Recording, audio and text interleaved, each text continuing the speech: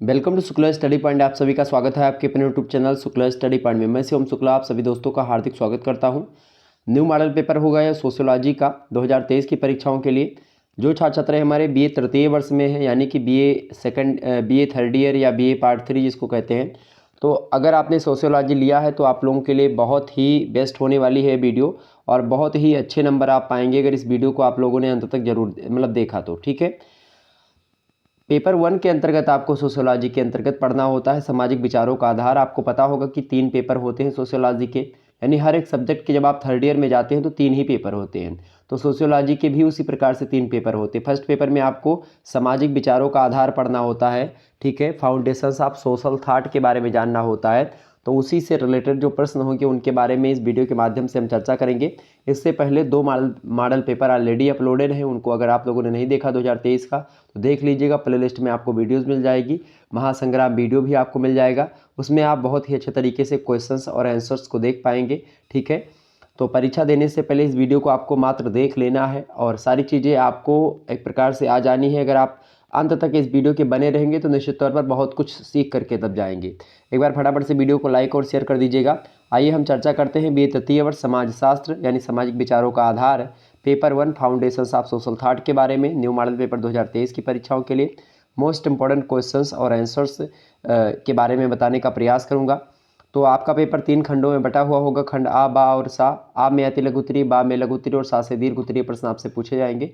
अलग अलग विश्वविद्यालयों में अलग अलग नियम के तहत परीक्षाएं होती हैं, तो हो सकता है कि आपकी परीक्षा में मैं 10 अति लघु उत्तरीय बता रहा हूँ, 8 ही पूछे जाएं या 5 पूछे जाएं, लेकिन 10 अति लघु उत्तरीय प्रश्नों के माध्यम से प्रश्नों को चर्चा करेंगे इस वीडियो के माध्यम से, 10 लघु उत्तरीय और 5 दीर्घ उत्तरीय। ठीक है, तो अलग अलग विश्वविद्यालयों में अलग अलग नियम होता है, लेकिन सबसे बेस्ट नियम जो है मुझे लगता है वो यही है। और इसीलिए मैं, चूँकि ये एक प्रकार से उभयनिष्ठ एक प्रकार से मॉडल पेपर आप मान सकते हो सभी विश्वविद्यालयों के लिए, चूँकि 3 टाइप के ही लिखित टाइप की परीक्षा में प्रश्न आते हैं, एक तो अति लघु उत्तरीय, एक लघु उत्तरीय और एक दीर्घ उत्तरीय।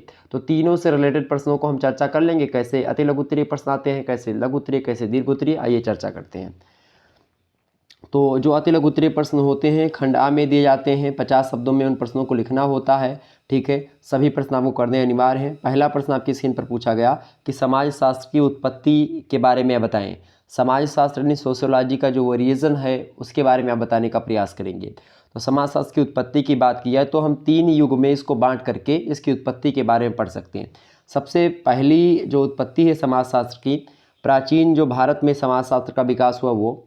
दूसरा, भारत में समाजशास्त्र का औपचारिक जो प्रतिस्थापन युग रहा वो।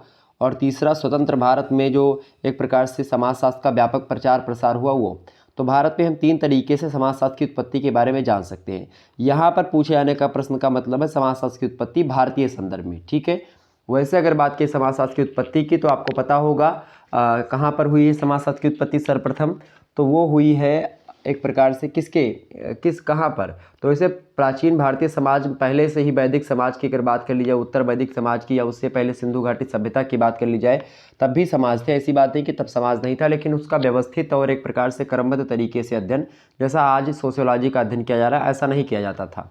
ठीक है, तो सोशियोलॉजी का जो अध्ययन प्रारंभ हुआ है मुख्य रूप से 1838 से, आपको पता होगा, एक प्रकार से व्यापक तरीके से एक पृथक विषय के रूप में अध्ययन प्रारंभ हो जाता है एक विशिष्ट तरीके से।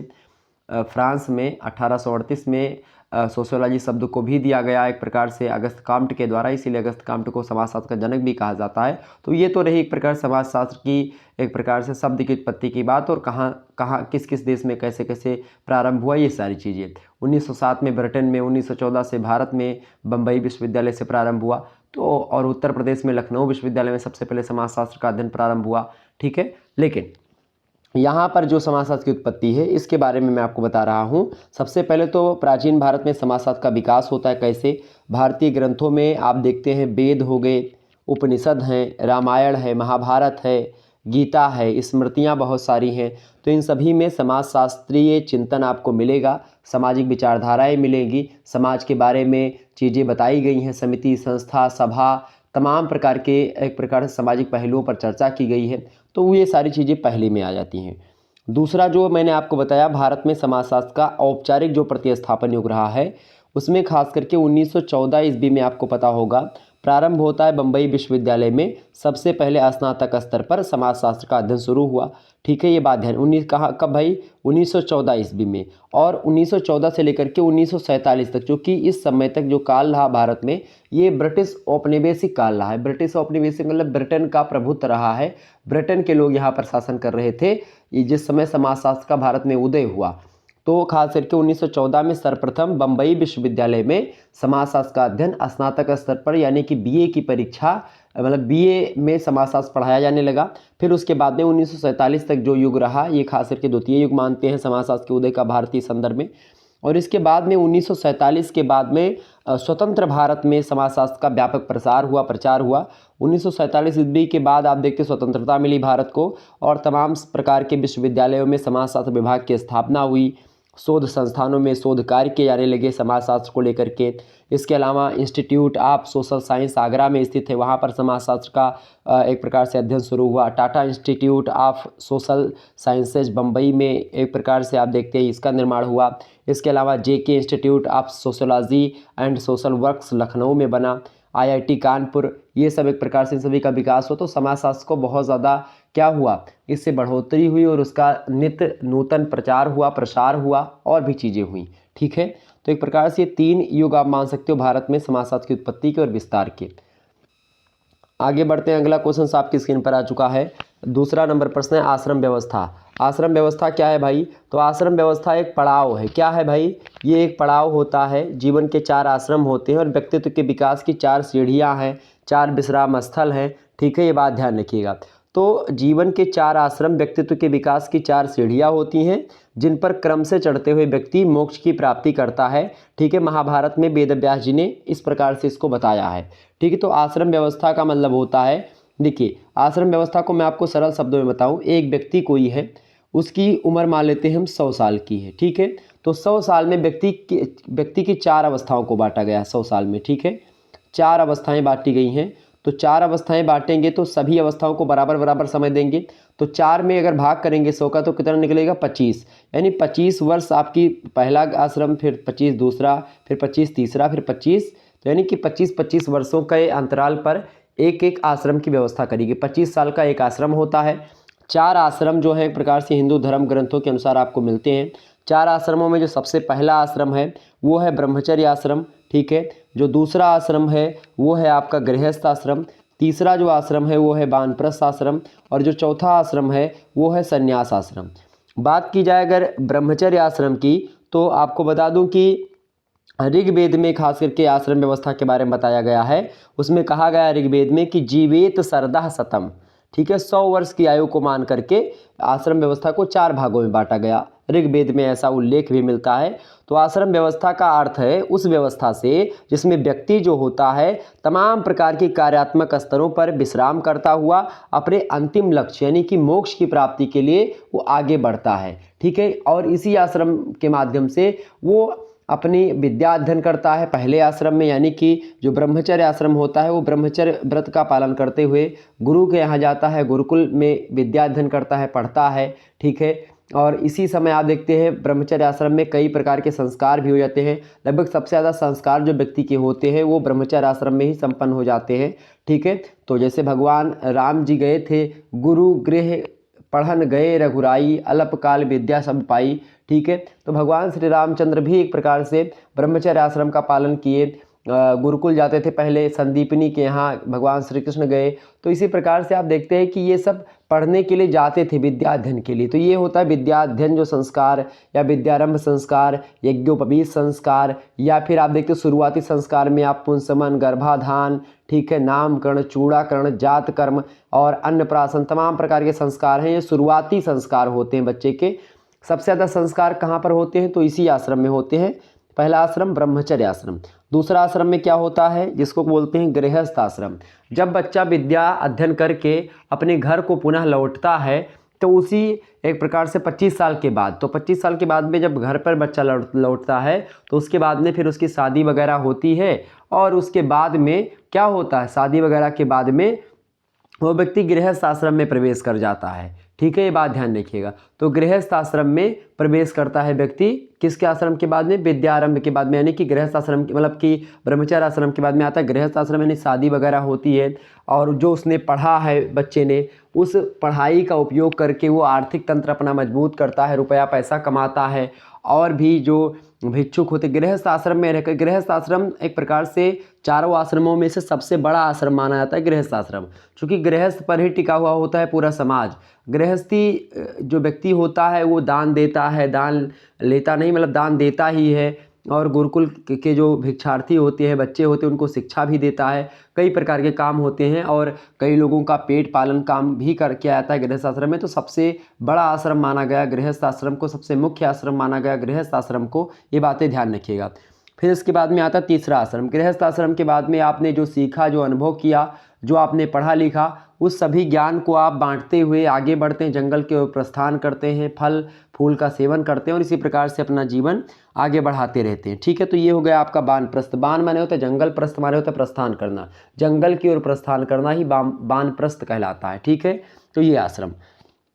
चौथा आश्रम होता है संन्यास आश्रम। संन्यास आश्रम मतलब होता है कि जब व्यक्ति 75 वर्ष की अवस्था पार कर लेता है और उसके जो है बाल पकने लगते हैं, चेहरे पर झुर्रियाँ आने लगती है, बाल चमड़े सिकुड़ने लगते हैं, तो व्यक्ति को होता है कि भाई वो बट वृक्ष के नीचे बैठे और सन्यासी संन्यस्त जीवन ग्रहण करे, पति पत्नी एक प्रकार से अलग हो जाए, आसानी से बैठ करके तपस्या करे, पूजा पाठ करे, इस प्रकार से सारी चीज़ें करते और गृहस्थ आश्रम मतलब कि बान जो है संन्यास आश्रम इसी प्रकार से होता है। क्लियर, सन्यासी हो जाना। तो एक प्रकार से 4 आश्रम हो गए।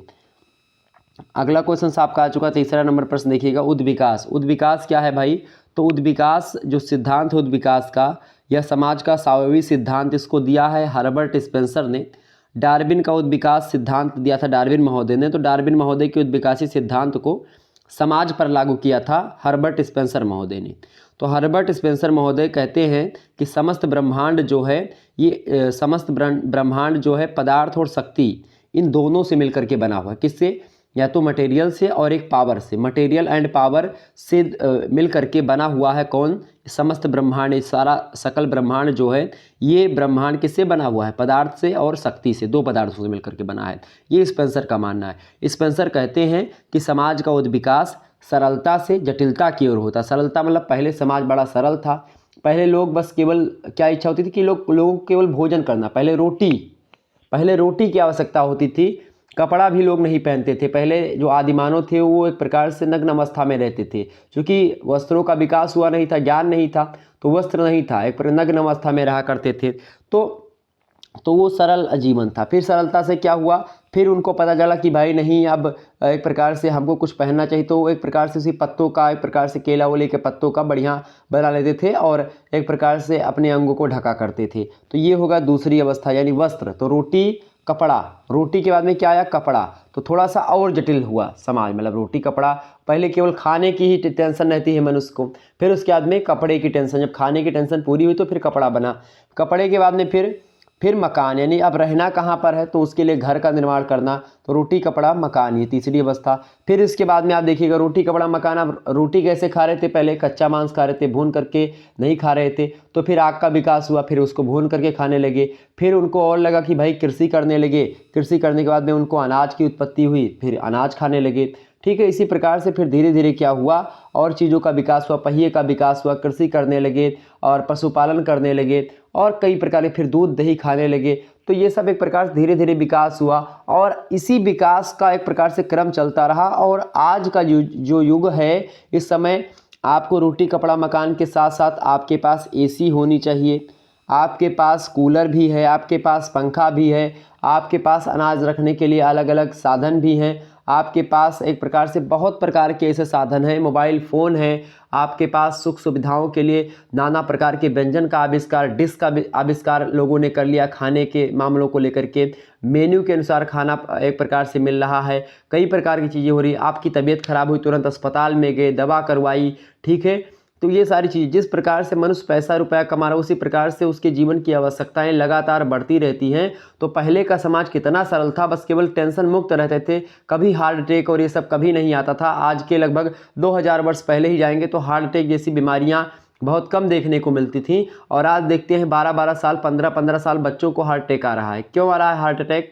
इसीलिए आ रहा है चूँकि उनके पास टेंशन है, दुनिया भर का एक प्रकार से टीम टाम है, बहुत टेंशन है। तो ये सब एक प्रकार से जटिल होता जा रहा है समाज, कठिन होता जा रहा है समाज। तो जटिल सरलता से जटिलता की ओर विकास होता है, ये हर्बर्ट स्पेंसर कहता है। और ये कहता है कि भाई अभिन्नता से भिन्नता की ओर होता है। इसके अलावा असंबद्धता से संबद्धता की ओर मनुष्य का विकास हुआ, समाज का विकास हुआ। प्रारंभ में व्यक्ति क्या रहता था? एकदम से अकेला रहता था, फिर धीरे धीरे परिवार बना, फिर परिवार से समाज बना, फिर सजातीयता धीरे धीरे समाप्त होने लगी। श्रम विभाजन के साथ भिन्नता बढ़ी, जटिलता में वृद्धि हुई, कई प्रकार की चीज़ें हुई। विकास की प्रक्रिया धार्मिक, आर्थिक, राजनीतिक, पारिवारिक, सामाजिक, सांस्कृतिक सभी क्षेत्रों में आप देखिएगा दिखाई देती है। तो कहीं ना कहीं पे यही है विकास का सिद्धांत, यही है विकास कि पहले मनुष्य सरल था और आज मनुष्य कठिन हो गया है, जटिल हो गया है। तो एक प्रकार संबंधों में भी बहुत ज़्यादा परिवर्तन आया है। आगे बढ़ते, तो ये हो गया आपका ये चीज़, ठीक है। आगे बढ़ते हैं, अगला क्वेश्चन आपकी स्क्रीन पर आ चुका है। ये सारे प्रश्न आप महासंग्राम वीडियो में देख पाएंगे, उसके उत्तर को भी आपको समझ में मिलेगा। अगला प्रश्न वर्ग संघर्ष। वर्ग संघर्ष क्या होता है? तो कार्ल मार्क्स महोदय ने वर्ग संघर्ष की विचारधारा दी। द्वंद्वात्मक भौतिकवाद भी कार्ल मार्क्स ने ही दिया है। तो मार्क्स ने अपने कम्युनिस्ट घोषणा पत्र, इनका मार्क्स का ही है कम्युनिस्ट घोषणा पत्र, तो उसमें उन्होंने कहा कि अब तक कम्युनिस्ट मैनिफेस्टो इसको बोलते हैं, तो उसी को कम्युनिस्ट घोषणा पत्र हिंदी में बोलते हैं। तो उसमें इन्होंने कहा कि अब तक के समाजों का इतिहास जो रहा है ये वर्ग संघर्ष का इतिहास रहा है। बड़ा इंपॉर्टेंट कथन है समाजशास्त्र में कार्ल मार्क्स का यह, कि अब तक का जो इतिहास रहा या समाजों का जो इतिहास रहा है वो वर्ग संघर्ष का इतिहास रहा। यानी कि वर्ग, एक वर्ग रहता था पूंजीपति, एक वर्ग रहता था आपका एक प्रकार से जो नौकर वर्ग होता था, यानी कि मजदूर वर्ग, एक पूंजीपति वर्ग, एक अमीर एक गरीब, ठीक है। और इसका तात्पर्य यह है कि ऐसे समाज की कमी नहीं थी जो पूर्णतः वर्ग विहीन हो, मतलब हर एक समाज में वर्ग जरूर रहा है। और सदियों से समाज में शोषित और शोषक दो वर्ग विद्यमान रहे हैं। शोषक वर्ग का अत्याचार जब असहनीय हो जाता है तब शोषित वर्ग के द्वारा संगठित होकर के विद्रोह किया जाता है या क्रांति उत्पन्न होती है। ये क्रांति की परिभाषा भी उन्होंने दी है कि भाई जब शोषक वर्ग जो होता है बहुत ज़्यादा तप जाता है, शोषित वर्ग को बहुत ज़्यादा शोषण कर लेता है, उसका बहुत ज़्यादा एक प्रकार से अत्याचार बढ़ता है। तो जैसे रामचरितमानस में तुलसी बाबा ने कहा कि जब जब होए धर्म कह हानि, बाढ़े असुर महाभिमानी, तब तब धर प्रभु विविध शरीरा, हरे निशा हरे एक प्रकार से मतलब सज्जन पीरा। तो कहीं ना कहीं पे तो जो एक प्रकार से सज्जन व्यक्ति हैं उनके उनकी पीड़ा को और उनकी बात को एक प्रकार से ध्यान में रख करके और सभी की रक्षा करने के लिए भगवान का अवतरण जिस प्रकार से होता है, यदा यदा ही धर्मस्य ग्ला निर्भवति भारतः, इसी प्रकार से आपको बता दूं कि जिस प्रकार से ये सारी चीज़ें होती हैं उसी प्रकार से समाज में जब शोषक वर्ग जो होता है इतना प्रबल हो जाता है कि वो शोषितों को एक प्रकार से उस पर अत्याचार करने लगता है, तो क्या होता है, फिर क्रांति उत्पन्न होती है। ये बताई बात किसने? वर्ग संघर्ष की विचारधारा को देते हुए कार्ल मार्क्स ने, ठीक है। वर्ग शब्द से मार्क्स का तात्पर्य आर्थिक वर्ग से था। सदैव मतलब समाज में वो कहते हैं कि समाज में सदैव एक वर्ग ऐसा था जो उत्पादन के साधनों का स्वामी हुआ करता था, दूसरा वर्ग था जो श्रम के उत्पादन का कार्य करता था, यानी कि एक मजदूर था और एक मालिक था, ठीक है। और इन दोनों के मध्य में शोषण की सीमा बढ़ जाने पर संघर्ष होता था, जिसे वर्ग संघर्ष के नाम से जानते हैं। और यही संघर्ष जब बहुत अधिक सीमा तक हो जाता था तो वही क्रांति का रूप धारण कर लेता था, विद्रोह होने लगता था, ठीक है। तो ये आगे बढ़ते हैं, अगला क्वेश्चन, पांचवा प्रश्न आपकी स्क्रीन पर है, सत्य और अहिंसा तथा सर्वोदय के बारे में बताएं। सत्य अहिंसा क्या होती भाई? सत्य अहिंसा की बात की है तो महात्मा गांधी जी के विचार है सत्य और अहिंसा, आदर्श सिद्धांत थे गांधी जी के सत्य और अहिंसा। गांधी जी मानते थे कि सत्य को सामान्य जीवन में हम प्राप्त कर सकते हैं और दैनिक जीवन में सत्य सापेक्ष है, जिसमें निरपेक्ष सत्य की प्राप्ति की जा सकती है। निरपेक्ष सत्य सर्वोदय में होता है। आपको बता दूं कि सभी व्यक्तियों का अधिकतम सुख का सिद्धांत जो है उसी को सापेक्ष का सिद्धांत कहा जाता है। सर्वोदय का सिद्धांत सभी का उदय हो, सभी आगे बढ़े, तो सर्वोदय वही कि सभी आगे बढ़े, सभी का विकास हो, सभी सुखी हो, ठीक है। और गांधी जी ने अहिंसा को सत्य से संबंधित माना। और गांधी जी कहते हैं कि अहिंसा का अर्थ बुरा काम करने वाले के समक्ष घुटने टेक देना नहीं होता है, अपितु अत्याचारी के विरुद्ध अपनी समूची आत्मा का बल लगा देना होता है। अहिंसा और सत्य आपस में इतने एक प्रकार से ओतप्रोत हैं कि इन्हें एक दूसरे से अलग करना असंभव होता है। अहिंसा साधन है और सत्य साध्य होता है। सत्य साध्य है, अहिंसा साधन है, यानी अहिंसा के साधन पर बैठ करके आप सत्य तक पहुंच सकते हैं। ठीक है, ये महात्मा गांधी जी ने बताया। सर्वोदय का मतलब होता है सभी का उदय हो, सर्व उदय। गांधी जी चाहते थे हर एक वर्ग का उदय हो, हर एक जाति का उदय हो, हर एक जाति अपने अधिकारों को प्राप्त करे, हर एक वर्ग अपने अधिकारों से, कोई जाति कोई वर्ग अपने अधिकारों से वंचित ना रहे, हर व्यक्ति का अधिकार है हर चीज़ों में। तो एक प्रकार से ये महात्मा गांधी जी के विचार थे। आगे बढ़ते हैं, अगला क्वेश्चन आपका आ चुका है, 6ठा नंबर देखिएगा, कर्म का सिद्धांत।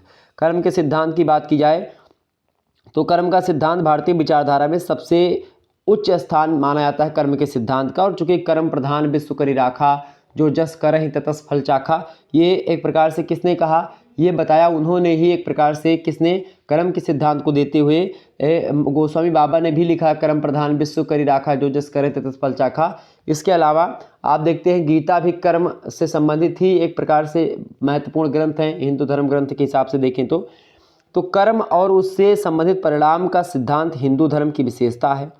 संसार में आप देखिएगा किसी भी प्रकार का कर्म व्यर्थ नहीं जाता है। आप अगर कर्म करेंगे, चाहे शारीरिक कर्म हो, चाहे मानसिक कर्म हो, या कैसा भी कर्म हो, उसका अच्छा या बुरा फल आपको अवश्य मिलेगा। ये है कर्म का सिद्धांत। यानी भगवान श्री कृष्ण कहते हैं कि तू कर्म करता रहे, फल की इच्छा मत कर, फल देना तो मेरे हाथों में है, तुम्हारा काम या कर्तव्य यही है कि तुम कर्म करो। ठीक है, ये बात ध्यान रखिएगा।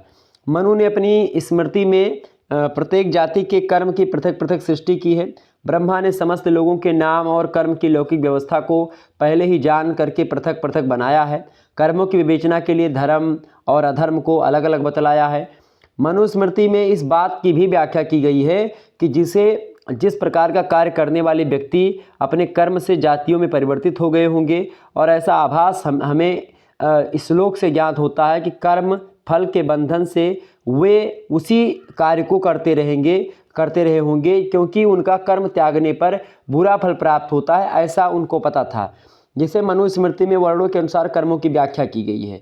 कर्म के अनुसार ही वर्ण एक प्रकार से बनते गए। जो जैसा कर्म करता था प्राचीन काल में, फिर धीरे धीरे वो कर्म पर आधारित व्यवस्था जन्म पर आधारित हो गई, और आज तक वो एक प्रकार से व्यवस्था कायम है। तो जैसे ब्राह्मण का कर्म होता है वेद पढ़ना, यज्ञ करना, दान देना, दान लेना, ये सब ब्राह्मण का काम है। क्षत्रिय का कर्म क्या है, प्रजा की रक्षा करना, दान देना, यज्ञ करना, वेद पढ़ना, नृत्य गान में लिप्त ना होना। ठीक है, ये सब क्षत्रिय का कर्म है। वैश्य के कर्म क्या है, पशुओं की रक्षा करना, दान देना, यज्ञ करना, वेद पढ़ना, व्यापार करना, ब्याज लेना, खेती करना। शूद्र का कर्म क्या है, सभी वर्णों की सेवा करना। ठीक है, तो एक प्रकार से जो वर्ण अपने कर्मों का पालन नहीं करता वह बुरे परिणामों का भागी होता है, और कर्मों के अनुसार फल की प्राप्ति होती है। गृहस्थ आश्रम से लेकर के संन्यास आश्रम तक कर्मों की एक लंबी श्रृंखला है, जिसका उद्देश्य होता है मोक्ष की प्राप्ति करना। जो व्यक्ति अपने अपने एक प्रकार से कर्मों को करता है, भाई बहुत सारे लोग डरते भी कि हमारे पिताजी ने ये काम किया था तो हमको भी यही काम करना चाहिए, और अगर वो अपने कामों से वंचित होंगे तो उन पर उस कर्म का बुरा प्रभाव पड़ेगा। बहुत सारे लोग ये सोचते हैं कि भाई हमारे दादा परदादा ने ये काम किया था, हमको भी यही काम करना चाहिए। बहुत सारे लोग उसका खंडन भी करते हैं। तो एक प्रकार से अलग अलग धारणा है। कर्म के अनुसार लोग करते चले आए जो उनके बाप दादा किया करते थे, और एक प्रकार से आज तक वो व्यवस्था कायम है, और इसी प्रकार से जो कर्मणा चीज़ें थी वो जन्मना होती चली गई। क्लियर, ये बात ध्यान रखिएगा। तो ये है एक प्रकार से कर्म का सिद्धांत। आगे बढ़ते हैं अगले प्रश्न की ओर। और वर्णाश्रम की अगर बात किए तो वर्णाश्रम में आपको पता होगा एक श्लोक फेमस है, वर्ण जो है ब्राह्मण उससे मुखामासीद बाहुराज जान्या करता उरुतस्त वैश्या पादाभ्याम सूत्रो जाता। 4 वर्ण केवल थे, और वर्णों से लोग कहते हैं कि भाई एक प्रश्न उठा था कि जातियां ब्राह्मणों ने बनाई। जातियां ब्राह्मणों ने या किसी एक व्यक्ति ने नहीं बनाई है। जातियों को बनाने में मैं आपको बता दूं बहुत सारे लोगों की एक प्रकार से मिली भगत होगी। क्योंकि और मिली भगत क्या, लोग जैसे आपके पिताजी जो काम करते हैं वो कहेंगे बेटा तुम भी यही काम करो, और जो व्यक्ति अलग काम करने लगे, आप देखिएगा भगवान परशुराम जी को, परशुराम जी जन्म से ब्राह्मण थे, ठीक है, लेकिन वो उनका कर्म क्षत्रिय जैसा था। तो एक प्रकार से आप देखिए द्रोणाचार्य वो क्या थे, ब्राह्मण थे, कर्म क्षत्रिय का था, ठीक है। तो एक प्रकार से ये नहीं है कि भाई अगर क्षत्रिय है या शूद्र है या वो है तो उसको उसके कर्मों से वंचित किया जाएगा। अगर वो टैलेंटेड है, बाबा साहेब भीमराव अम्बेडकर जी को आप देखिए, कितने टैलेंटेड व्यक्ति हैं। उनके ऐसा टैलेंटेड व्यक्ति आप देखिए उस समय समकालीन में कोई नहीं था, इतने विद्वान आदमी थे। ठीक है, BN राव जी कितने विद्वान आदमी थे। फिर ठीक है, भीमराव अम्बेडकर जी, और इसके अलावा जिन्ना भी इम्पोर्टेंट, मतलब कि जिन्ना भी एक प्रकार से बढ़िया, एक प्रकार से विद्वान आदमी था। लेकिन क्या था, उसकी विचारधारा, उसकी मानसिकता दूषित थी थोड़ी सी। ठीक है, थोड़ी सी क्या, बहुत दूषित थी। लेकिन फिर भी आप देखिएगा विद्वानों की श्रृंखला में गांधी जी के नाम आप ले सकते हो। गांधी जी बहुत प्रबल विद्वान थे। वकील के रूप में वो सफल जरूर नहीं रहे हैं, लेकिन फिर भी आप देखिएगा वकालत में जिन्ना का नाम बड़ा फेमस हुआ करता था उस समय। ठीक है, लेकिन गांधी जी वकालत में नहीं फेमस थे, लेकिन गांधी जी के पीछे बहुत सारे लोग थे। गांधी को बहुत सारे लोग पसंद करते थे। गांधी भीमराव अम्बेडकर से ज़्यादा दलित जो पक्ष में थे वो गांधी जी को मानते थे। भीमराव अम्बेडकर से उस समय, खास करके भीमराव अम्बेडकर से ज़्यादा लोग एक प्रकार, मतलब उनसे भीमराव अम्बेडकर को कम लोग अपना मसीहा मानते थे उस समय जब भीमराव अम्बेडकर जी थे। गांधी जी को सबसे ज़्यादा लोग प्रिय थे। ठीक है, तो गांधी जी बहुत विद्वान आदमी थे और बहुत गीता के अध्ययन को क्या करते, मतलब गीता का पाठ किया करते थे गांधी जी। तो कहीं ना कहीं पे आप देखिएगा गांधी, और हालांकि मैं अलग ट्रैक पर जा रहा हूँ, लेकिन गांधी और अंबेडकर के विचारों को आपको पढ़ना पड़ेगा। इसी में आपको पढ़ना है, गांधी और अंबेडकर के विचार की तुलना आप कर सकते हो उस समय दलितों के संदर्भ में। तो आप इन चीज़ों को अगर लिखेंगे तो आपको अच्छा नंबर मिलेगा। तो एक प्रकार से ये नहीं है कि भाई किसी एक व्यक्ति ने कोई चीज़ किया होगा या किसी एक धर्म ने नहीं। आप देखते हैं ब्राह्मणों में आजकल कई सारी जातियां हैं। ब्राह्मण में कोई शुक्ला है, कोई मिश्रा है, कोई दुबे है, कोई पांडे है। ठीक है, आप देखते हैं इसी प्रकार से ठाकुरों में कई सारे ठाकुर होते हैं। ठीक है, कोई गौरहा है, कोई बांदर गोती है, कोई सूर्यवंश है, कोई चंद्रवंशी क्षत्रिय है। ठीक है, तो ये सब इसी प्रकार से आप देखते हैं कि जो है वैश्यों में कोई जायसवाल है, कोई साहू है, कोई अलग अलग आप ही देखते हो कि वैश्यों में कई प्रकार के, तो वो वर्ण था। लेकिन वर्णों से क्या हुई, जातियां लगातार बनती गई। ये क्या है जातियां, जैसे एक घर में क्या हुआ कि भाई दो भाई थे, दोनों ने बंटवारा कर लिया। तो बंटवारा करने में क्या आपके पूर्वज की कोई गलती है? आपकी गलती कि आपने बंटवारा किया, या आपने अपने आप को अलग किया, अपने अलग नाम से जाना, अलग जाति अपनी बना ली। तो इसी प्रकार से जातियां अलग अलग। शूद्रों में आप देखते हैं क्या शूद्र पहले एक ही वर्ण था, लेकिन कितनी जातियां शूद्रों में आप देखते, कई सारी जातियां। आप देखिएगा जितने भी एक प्रकार से हमारे दलित भाई बंधु हैं उनमें कई प्रकार की जातियां आपको मिलेंगी। ओबीसी कैटेगरी में कई सारी जातियां आपको दिखाई पड़ेंगी। ठीक है, यादव है, कोई मौर्य है, कोई एक प्रकार से चौधरी आप देखते हैं, बहुत सारे लोग लिखते हैं। बहुत सारे लोग आप देखिए, कोई प्रजापति है, यानी कोई कुम्हार, बढ़ई, लोहार, कई प्रकार की चीज़। जो जैसा कर्म करता रहा होगा उसी प्रकार से वो अपने अपने कर्म को किया, और उसके पुत्र ने भी कहा कि भाई हमारे पिताजी यही कर्म करते थे, हम भी यही कर्म करेंगे। लोग उसको उसी नाम से जानने लगे और इसी प्रकार समाज बढ़ता गया, और इस प्रकार का एक प्रकार से एक व्यवस्था कायम हुई, और जो कि व्यवस्था पहले बड़ी अच्छे तरीके से चल रही थी।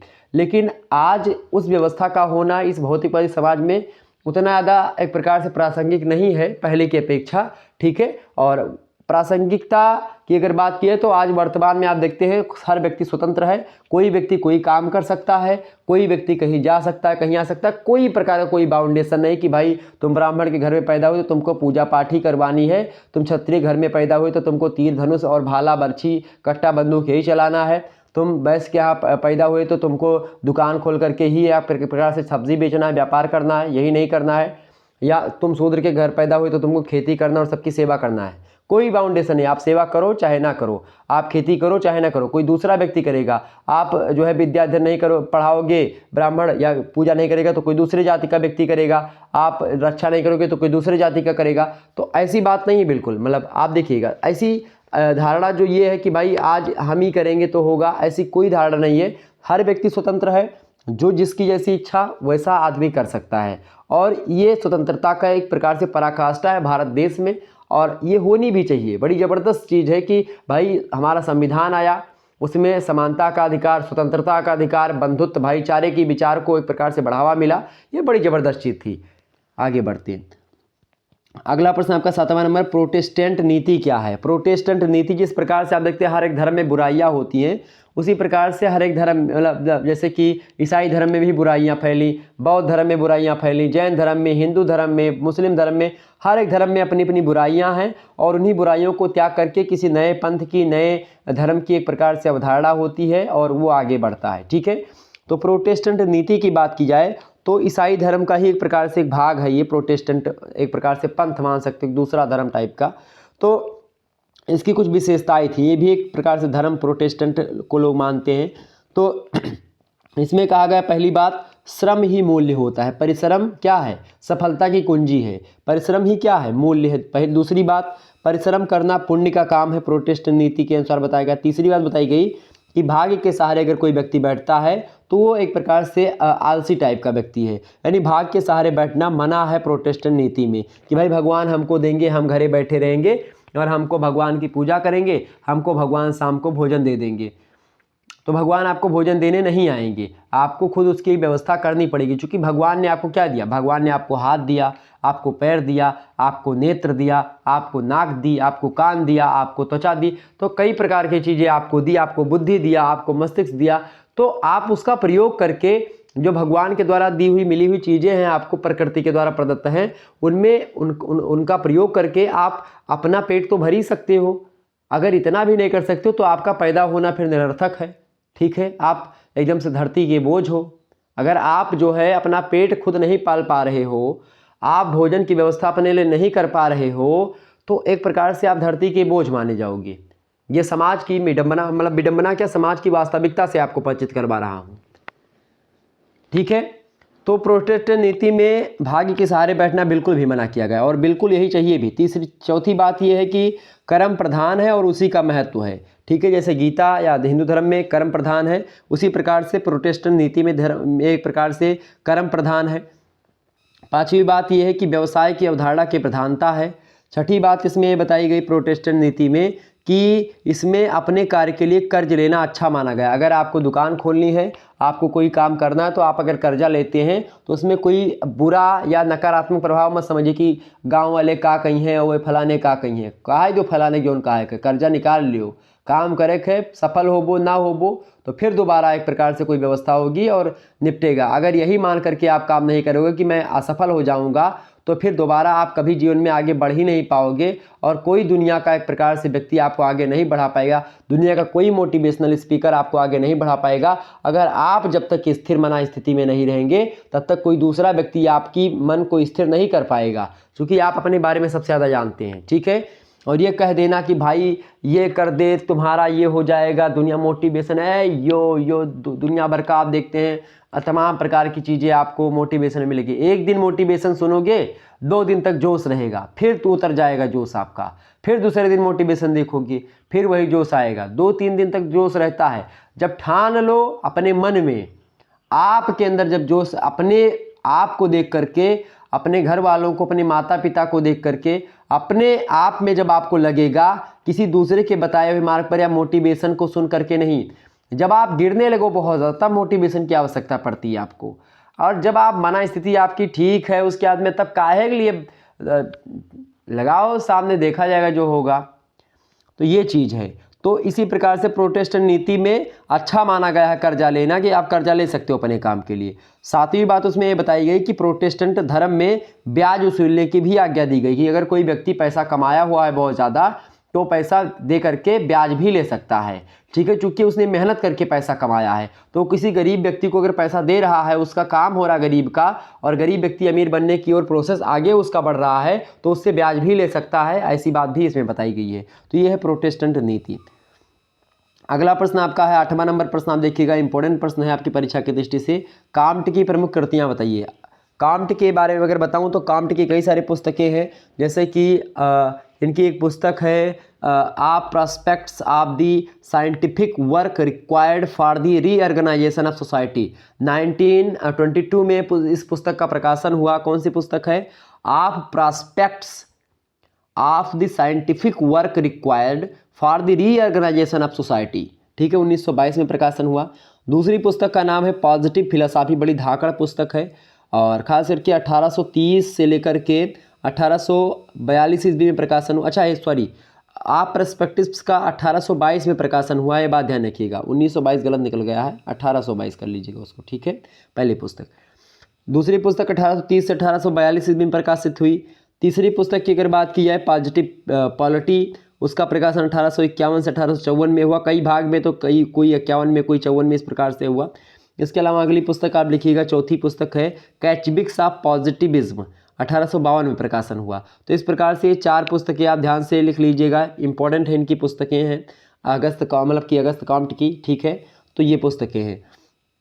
अगर आपसे पूछे स्पेंसर की प्रमुख कृतियां बताएं तो स्पेंसर की प्रमुख रचनाओं में यह समाज स्थिति विज्ञान लिखा 1850 में, समानात्मक दर्शन प्रथम 1859 में, और प्रथम सिद्धांत पुस्तक के लेखक यही है स्पेंसर महोदय। प्राणी शास्त्र के सिद्धांत इनके, ठीक है, ये बड़े फेमस है प्राणी शास्त्र के सिद्धांत, 2 हुए, ठीक है, 2 प्राणी शास्त्र के सिद्धांत लिखा, एक तो 1864 में, एक 1867 में। मनोविज्ञान के सिद्धांत, समाजशास्त्र का अध्ययन एक पुस्तक है 1873 में लिखी गई है, ठीक है। समाजशास्त्र के सिद्धांत नाम से एक प्रकार से 3 पार्ट प्रकाशित हुए 1876 में, 1879 में, 1896 में, ठीक है। इसी प्रकार से ध्यान रखिएगा। तो एक प्रकार से ये हर्बर्ट स्पेंसर की पुस्तकें हैं। आगे बढ़ते हैं, अगला क्वेश्चन आपकी स्क्रीन पर आ चुका है।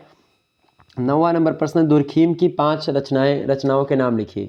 दुर्खीम की 5 रचनाएं आपसे पूछी जा रही, तो दुर्खीम की पहली रचना आप लिख लीजिएगा, इमाइल दुर्खीम। इमाइल दुर्खीम बड़े फेमस व्यक्ति हैं, आत्महत्या का सिद्धांत दिया इन्होंने, बड़ी फेमस सिद्धांत है इनका, और पुस्तक भी लिखी आत्महत्या पर। पहला पुस्तक है इनकी पहली, समाज में श्रम विभाजन। दूसरी पुस्तक का नाम है समाजशास्त्रीय पद्धति के नियम।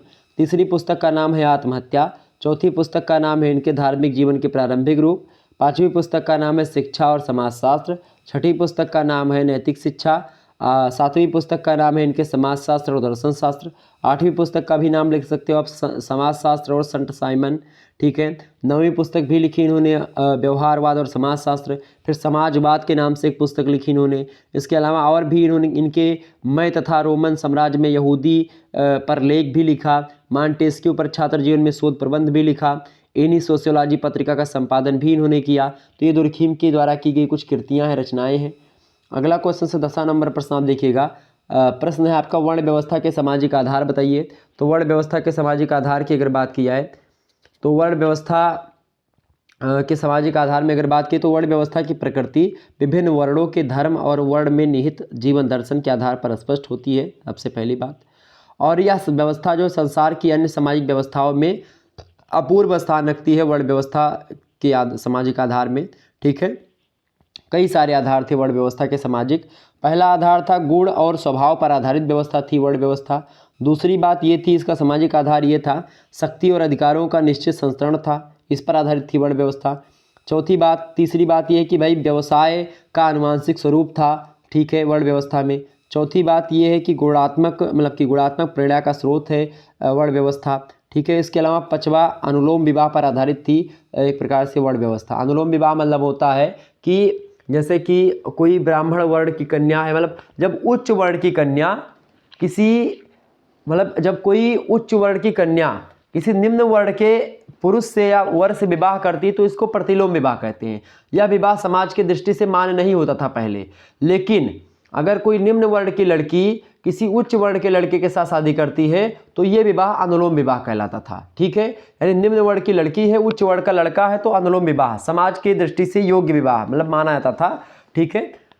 क्योंकि कहा भी गया है कि भाई पहले से मान्यता है कि स्त्रियों की कोई जाति नहीं होती है, ये शुरुआत से मान्यता है। स्त्रियां एक प्रकार से हर मामले में पवित्र होती हैं, उनकी कोई जाति नहीं होती है, किसी भी एक प्रकार से जाति धर्म की है वो, तो वो एक प्रकार से स्त्रियों की कोई जाति नहीं होती, ऐसा मान्यता है, शुरुआत से ही लोग मानते रहे। तो इसीलिए अनुलोम विवाह एक प्रकार से होता था। कोई शूद्र कन्या है वो क्षत्रिय के से विवाह हो जाता था, वैश्य से विवाह हो जाता था उसका, ब्राह्मणों से विवाह हो जाता था उसका, तो एक प्रकार से ये था। लेकिन कोई उच्च वर्ण की कन्या निम्न वर्ण के लड़के से विवाह करती थी तो उसको प्रतिलोम विवाह बोला जाता था, ठीक है। तो अनुलोम विवाह तो मान्य था एक प्रकार से समाज की दृष्टि से, लेकिन प्रतिलोम विवाह मान्य नहीं था। तो ये सब एक प्रकार से हो गए वर्ण व्यवस्था के सामाजिक आधार। आगे बढ़ते हैं और ये प्रश्नों को जानने का प्रयास करते हैं। आपसे एक प्रश्न और पूछ सकता है। देखिए अगला प्रश्न आपका आ चुका है, सभी प्रश्न देखिएगा खंडबा के 200 शब्दों में इन प्रश्नों को आपको लिखना है, ओके। और आर करके आपको प्रश्न दिया जाएगा, अथवा करके एक प्रश्न अगर आपको नहीं पता तो दूसरा प्रश्न उसके स्थान पर आप कर सकते थे। जैसे कि मैक्स वेबर की सत्ता की अवधारणा को स्पष्ट कीजिए, अथवा इंग्लैंड में औद्योगिक क्रांति के प्रमुख कारणों की व्याख्या कीजिए। ये 2 प्रश्न हैं, इन दोनों में से कोई एक प्रश्न आपको करना है। देखिए पहला प्रश्न आपकी स्क्रीन पर आ चुका, मैक्स वेबर की सत्ता की अवधारणा को स्पष्ट कीजिए। मैक्स वेबर की कई सारी पुस्तकें भी हैं, तो अगर आपसे आप अति लघु उत्तरीय प्रश्न भी पूछ सकता है कि मैक्स वेबर के द्वारा लिखित पुस्तकों के नाम बताइए, तो इनकी पुस्तक का नाम है द रिलीजन ऑफ इंडिया, बड़ी फेमस पुस्तक है। द रिलीजन ऑफ चाइना भी बड़ी फेमस पुस्तक है। और इसके अलावा इन्होंने लिखा है एंशियंट जुडाइज्म, ये भी एक पुस्तक है।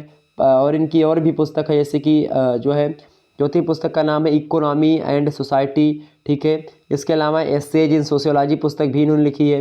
इसके अलावा दी मेथडोलॉजी ऑफ सोशल साइंसेज भी लिखी है। इसके अलावा इन्होंने और भी पुस्तक लिखी है, the Protestant ethic and the spirit of capitalism, ये भी पुस्तक मैक्स वेबर की ही है। The methodology of social sciences, ठीक है, the sociology of religion, general economy history, ये सारी पुस्तकें मैक्स वेबर के द्वारा ही लिखित हैं। ओके, प्रश्न आपसे पूछा गया है मैक्स वेबर की सत्ता की अवधारणा को स्पष्ट कीजिए। तो मैक्स वेबर की बात की जाए तो मैक्स वेबर जो हैं ये सत्ता को एक प्रकार से 3 प्रकार से बताते हैं। सत्ता की अवधारणा को ये कहते हैं कि 3 प्रकार की सत्ता होती है, ठीक है, ये बात ध्यान रखिएगा। तो यदि खास करके शक्ति और सत्ता, ये 2 चीज़ें, एक व्यक्ति द्वारा दूसरे व्यक्तियों को अपनी इच्छा अनुसार बदलना है, कार्य करवाना एक प्रकार से, तो इसके लिए 2 चीज़ होती है। तो शक्ति अगर आपके पास है तो आप दूसरे व्यक्ति से काम करवा सकते हैं, पावर। और एक सत्ता, एक अगर सत्ता आपके पास है तो आप कुछ भी करवा सकते हैं, ठीक है। तो 2 चीज़ें ये मैक्स वेबर कहता है। तो दूसरे शब्दों में अगर बोले तो वैध शक्ति ही सत्ता कहलाती है। मतलब कि प्राचार्य, राष्ट्रपति, प्रधानमंत्री, मेजर जो हैं ये सब सत्ता की श्रेणी में आते हैं।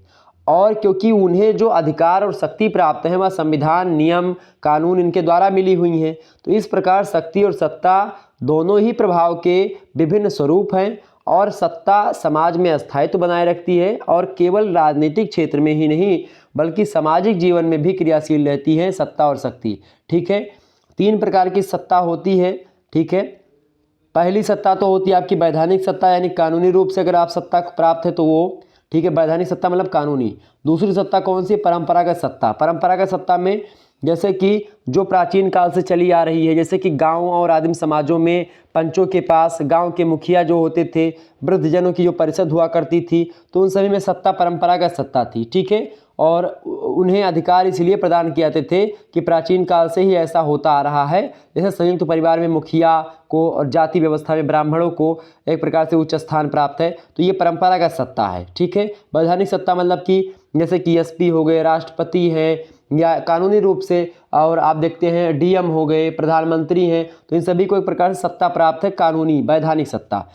तीसरी सत्ता होती है आपकी करिश्माई या चमत्कारिक सत्ता। इस प्रकार की सत्ता उन लोगों के पास होती है जिनमें कुछ विशेष शारीरिक गुण हो या कोई मानसिक गुण है, जिनके कारण से वे दूसरे लोगों को अपनी इच्छानुसार कार्य कराने में सक्षम हो जाते हैं, ठीक है। जैसे कोई सामाजिक कार्यकर्ता हो गया, जैसे कोई धार्मिक नेता हो गया, कोई राजनेता है, कोई समाज सुधारक है, इसके अंदर कोई करिश्माई या मानसिक गुण या शारीरिक गुण ऐसे हैं जो कि एक प्रकार से वो दूसरों को कार्य करवा देते हैं। जैसे कि नेताजी सुभाष चंद्र बोस का नाम आप ले सकते हो, इसमें करिश्माई सत्ता उनके पास थी।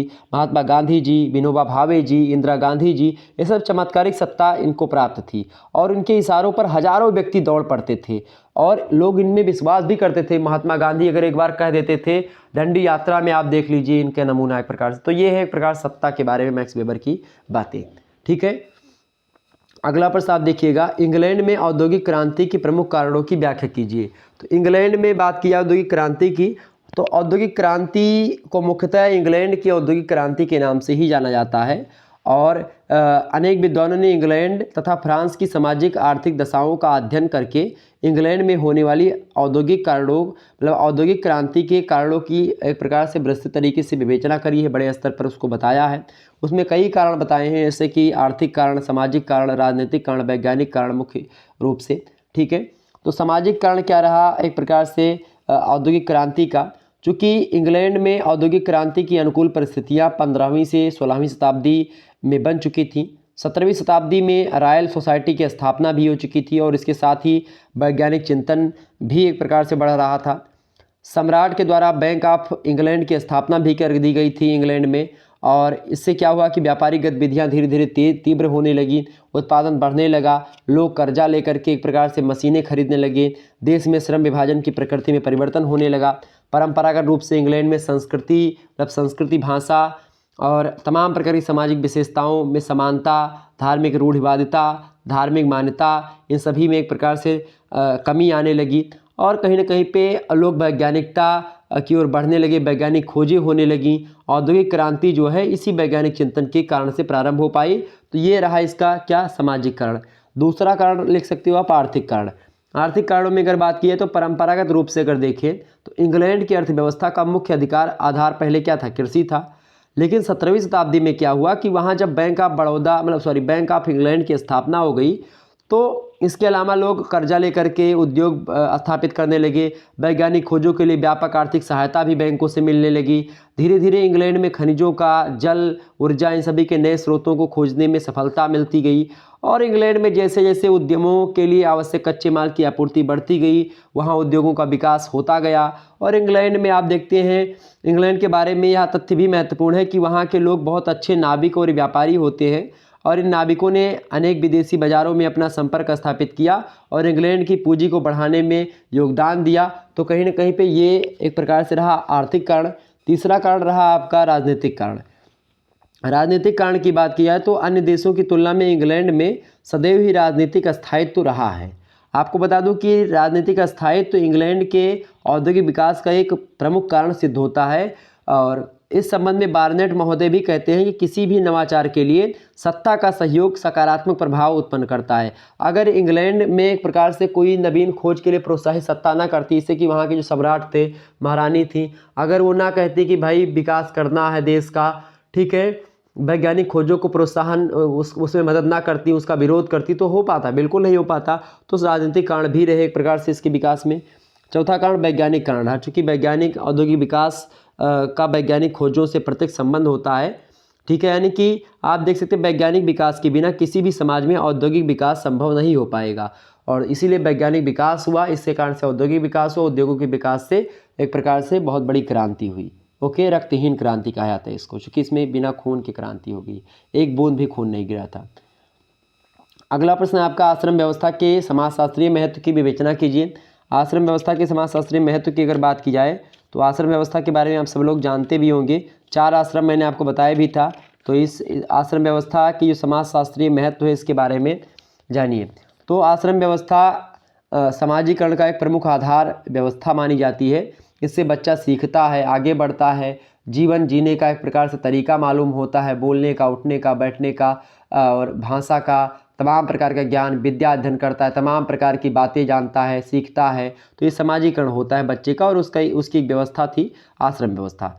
इस व्यवस्था का आधार विश्वास ये है कि व्यक्ति के मानसिक, नैतिक और आध्यात्मिक विकास के बिना समाज को संगठित नहीं किया जा सकता है। और इसीलिए आश्रम व्यवस्था का होना परम आवश्यक है, क्योंकि व्यक्ति जब तक पढ़ा लिखा होगा वही व्यक्ति अच्छे तरीके से समाज को क्रियान्वित कर पाएगा। ऐसा एक प्रकार से आश्रम व्यवस्था का मानना था। सबसे पहली बात, हम इसकी महत्व को पहले पॉइंट से समझेंगे। जीवन का समुचित विकास होता है आश्रम व्यवस्था से, क्योंकि आयु के साथ व्यक्ति की कार्य क्षमता, दृष्टिकोण और अनुभव, मानसिक प्रवृत्तियाँ ये परिवर्तित होती रहती है। जैसे कि 0 से 25 साल तक जो आप पढ़ पाएंगे तो वो एक प्रकार से आयु में आप पढ़ जा पाएंगे अच्छा, यानी कि आप शुरू से लेकर के 5 वर्ष के बाद से लेकर के आप 25 साल तक यानी 20 वर्षों तक अच्छे तरीके से आप अध्ययन कर पाते हैं। तो ये व्यवस्था अध्ययन करने की रख दी गई। आप एक प्रकार से जब आपकी युवा अवस्था आती है तो आप गृहस्थ आश्रम में प्रवेश करके थोड़ा आपके अंदर ऊर्जा है और शारीरिक गतिविधियाँ आपके पास है, आप युवा अवस्था में तो आप हर एक चीज़ कर सकते हैं। तो इसलिए गृहस्थ आश्रम उसमें बताया गया। तो समुचित विकास हो पाता है जीवन का, हर एक स्थिति को ध्यान में रख करके हर एक प्रकार के कर्मों का विभाजन किया गया है, ठीक है, आश्रम व्यवस्था में। पहली बात ये महत्व है इसका, ठीक है। चूँकि वृद्धावस्था में शरीर बिल्कुल एकदम से जर्जर हो जाता है, तो वहाँ पर एक प्रकार से आपको उसके लिए अलग व्यवस्था की गई, आप बैठ करके पूजा करें। युवा अवस्था, आप बाल्यावस्था में बच्चे एक अपूर्व शक्ति निहित होती बच्चों के अंदर, और लेकिन उनके पास अनुभव नहीं होता है। युवा अवस्था में आप देखते हैं शक्ति और उत्साह के साथ कार्यों का अनुभव संचय होना आरंभ हो जाता है। प्रौढ़ावस्था में शक्ति का ह्रास होने लगता है, लेकिन अनुभव और अंतर्दृष्टि व्यक्ति की सहायता करते हैं। वृद्धावस्था में शरीर एकदम से जर्जर हो जाता है, लेकिन ज्ञान का भंडार, अथाह भंडार व्यक्ति की रक्षा करता रहता है। तो यही सब आश्रम व्यवस्था के अंतर्गत आयु के इन परिवर्तनों के अनुसार जीवन को 4 आश्रमों में बांटा गया है। तो एक प्रकार से बड़ी ज़बरदस्त व्यवस्था है। दूसरी बात, सामान्य कल्याण को प्रोत्साहन मिलता है इससे, ठीक है। सभी व्यक्तियों के लाभ के लिए वानप्रस्थ और संन्यास आश्रम होता है। गृहस्थ आश्रम में भी लोगों की रक्षा करने के लिए, समाज कल्याण के लिए ही गृहस्थ आश्रम होता है। विद्या अध्ययन भी सामान्य कल्याण के लिए होता है, समाज कल्याण के लिए भी लोग करते हैं, ठीक है। तो एक प्रकार से ये भी है, सामान्य कल्याण को प्रोत्साहन देता है आश्रम व्यवस्था। तीसरी बात, मानसिक स्थिरता में सहायता मिलती है।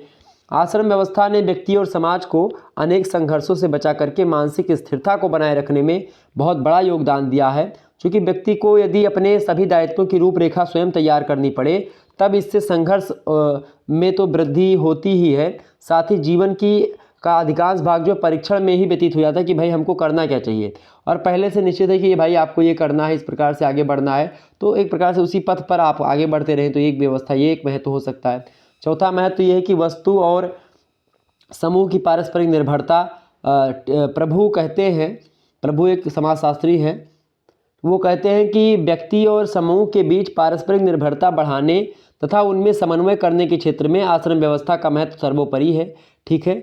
चूँकि विभिन्न आश्रमों में व्यक्ति जो होता है और समूह, उन सभी के कार्य जो होते हैं एक दूसरे से अलग अलग होते हैं और एक दूसरे पर निर्भर भी होते हैं। व्यक्ति समूह पर, समूह व्यक्तियों पर निर्भर होता है, ठीक है। तो इसीलिए वस्तु और समूह की पारस्परिक निर्भरता, ये भी एक प्रकार से समाजशास्त्रीय महत्व है आश्रम व्यवस्था का।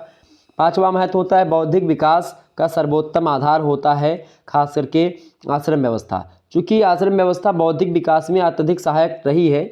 आश्रम व्यवस्था के अंतर्गत आप देखते हैं जीवन के प्रथम 25 वर्षों की अवधि केवल ज्ञान अर्जित करने के लिए निर्धारित की गई है, और इस अवधि में गुरु और शिष्य के संबंधों को ऐसा रूप दिया गया है जो शिक्षा के सभी दोषों से मुक्त था। गृहस्थ आश्रम में भी धर्म कार्यों के माध्यम से ज्ञान का अर्जन समाप्त नहीं होता है। इसके पश्चात आप देखते हैं वानप्रस्थ में व्यक्ति का यह कर्तव्य निर्धारित किया जाता है कि वह अपने संचित ज्ञान और अनुभव के आधार पर ब्रह्मचारियों को शिक्षा प्रदान करे, और इस प्रकार यह व्यवस्था ज्ञान के संग्रह और उनके प्रसार का एक सुंदर समन्वय करती है। तो इस व्यवस्था में आप देखते हैं प्रत्येक व्यक्ति शिष्य है और प्रत्येक व्यक्ति एक शिक्षक है, और बौद्धिक विकास के क्षेत्र में ज्ञान के प्रसार का इससे सुंदर आदर्श और क्या हो सकता है, ठीक है। बौद्धिक विकास का सर्वोत्तम आधार अगर बोले तो आश्रम व्यवस्था को ही बोला जा सकता है। ये समाजशास्त्रीय महत्व है। इसके अलावा छठा ये महत्व है कि भाई व्यवहारिकता भी इसमें, आश्रम व्यवस्था एक व्यवहारिक व्यवस्था है जिसमें जीवन के सभी कर्तव्यों को सामाजिक उपयोगिता के साथ जोड़ा गया है। इस व्यवस्था के अंतर्गत आप देखते हैं धर्म को अलौकिक विश्वासों से ना जोड़ करके व्यक्ति के सांसारिक कर्तव्यों के संदर्भ में स्पष्ट किया गया है, ठीक है। आर्थिक क्रियाओं को करने में व्यक्ति को अनियंत्रित छूट नहीं दी गई है, बल्कि अर्थ को मोक्ष प्राप्ति का एक साधन मान करके इसे सामाजिक कल्याण के लक्ष्य से जोड़ दिया गया है, ठीक है। तो एक प्रकार से बड़ी ज़बरदस्त व्यवस्था है आश्रम व्यवस्था, तो व्यवहारिकता पर बल देती है। और सातवीं व्यवस्था सातवां एक प्रकार से इसका महत्व ये है कि मानवीय गुणों का विकास करती है। ये एक मानवतावादी समाज की स्थापना करने में आश्रम व्यवस्था का बहुत महत्व है, इसको अस्वीकार नहीं कर सकते हैं। बहुत ही ज़्यादा महत्व है मानवीय गुणों के विकास में। यदि तनिक ध्यान से देखा जाए तो यह स्पष्ट हो जाता है कि आश्रम व्यवस्था से जो संबंधित तमाम सारे धर्म हैं, उन धर्मों ने व्यक्तियों में सरलता स्थापित करी, पवित्रता, निष्ठा, सहिष्णुता, सामाजिकता, सेवा, समानता, बंधुत्व, उदारता, आध्यात्मिकता, आत्मनिष्ठता, तमाम प्रकार के गुण जो है ये आश्रम व्यवस्था के द्वारा ही प्राप्त होते हैं। और इन सभी गुणों के फलस्वरूप भारतीय संस्कृति इतनी लंबी अवधि से सुरक्षित रह सकी है मात्र आश्रम व्यवस्था के कारण, ठीक है। और भी चीज़ें हैं लेकिन आश्रम व्यवस्था उसमें एक महत्वपूर्ण भूमिका निभाती है, तो मानवीय गुणों का विकास करने में सहायता प्रदान करता है। तो समझ में आ गया। अगला प्रश्न देखिए, नीचे लिखा सामाजिक डार्विनवाद की अवधारणा स्पष्ट कीजिए। सामाजिक डार्विनवाद क्या है भाई? सामाजिक डार्विनवाद वही हर्बर्ट स्पेंसर का जो समाजशास्त्री चिंतन है वही है एक प्रकार से सामाजिक उद्विकास, खास करके सावयवी सिद्धांत, ठीक है, सामाजिक डार्विनवाद के नाम से ही जाना जाता है। आपको बता दूं कि जो है सामाजिक उद्विकास के बारे में स्पेंसर के विचार एक बड़ी सीमा तक डार्विन के द्वारा जो प्रस्तुत उद्विकास का सिद्धांत है उससे प्रभावित था। इसके फलस्वरूप आप देखिएगा डार्विन की उद्विकासवादी विचारधारा के आधार पर स्पेंसर ने सामाजिक उद्विकास से संबंधित जो विचार प्रस्तुत किया है उन्हीं को सामाजिक डार्विनवाद कहा जाता है। सामाजिक डार्विनवाद को समझने के लिए यह आवश्यक है सबसे पहले कि उसके उद्विकास की जो अवधारणा है, उद्विकास के बारे में जो डार्विन के विचार हैं उनको थोड़ा सा जान लें, ठीक है। शाब्दिक रूप से अगर देखें तो सामाजिक डार्विनवाद की या एवोल्यूशन की अगर बात की उद्विकास की, तो उद्विकास को अंग्रेजी में एवोल्यूशन बोलते हैं। एवोल्यूशन की उत्पत्ति जो है लैटिन भाषा के शब्द एवेल्योर से हुई है। ई का मतलब होता है बाहर की ओर, और वोलवेयर का मतलब होता है अभिप्राय या फैलाना या प्रकट होना। ठीक है, इससे यह मतलब निकलता है कि किसी वस्तु के फैलने या बढ़ने की प्रवृत्ति को ही हम उद्विकास कहते हैं। इसके बाद भी आप देखिएगा प्रत्येक वस्तु का बढ़ना या फैलना उद्विकास नहीं होता है। जैसे उदाहरण के लिए मिट्टी के बढ़ते ढेर को हम उद्विकास नहीं बोलेंगे। वैज्ञानिक अर्थ में उद्विकास एक ऐसी प्रक्रिया होती है जिसके द्वारा एक क्रमिक प्रक्रिया के अंतर्गत कोई सरल विशेषता धीरे धीरे जटिल रूप धारण करने लगती है। और इस आशय को हर्बर्ट स्पेंसर महोदय ने बड़े अच्छे तरीके से स्पष्ट किया है। वो कहते हैं कि उद्विकास कुछ तत्वों का एकीकरण तथा उससे संबंधित वह गति होती है जिसके दौरान कोई तत्व एक अनिश्चित और असंबद्ध समानता से निश्चित और संबद्ध भिन्नता में बदल जाता है।